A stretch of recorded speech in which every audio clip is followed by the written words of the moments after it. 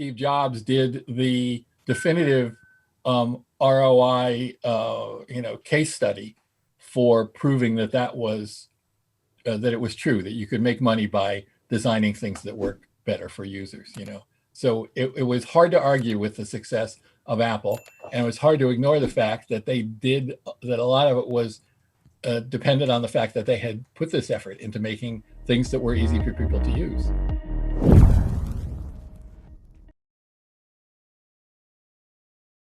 Don't think of this as one discrete development project that will finish. This is a project that you will be working on.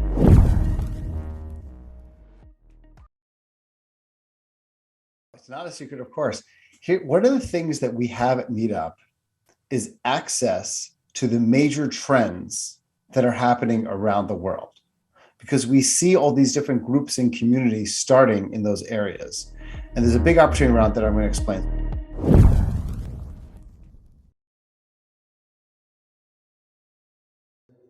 $40 people or so around the world, but people who did not know me. So through LinkedIn, in my case, I could reach out to a bunch of people and saying, I've been having this idea, and I described the idea, and I described why I thought the idea would be valuable. And people who did not know me responded and said, that sounds like a great idea. I'd love something like that. Maybe if it did this, or if you could do that, or something. So I got a bunch of sort of product service development feedback. And then I started building something. And when I built the first iteration of it, I shared it back out and said, remember that thing that I talked to you about a month ago? Well, here's where I've taken it. What do you think? And then people gave me feedback on that. And so I iterated with a group of people who, the day before I emailed them the first time, didn't know I existed, didn't care, but they helped me validate.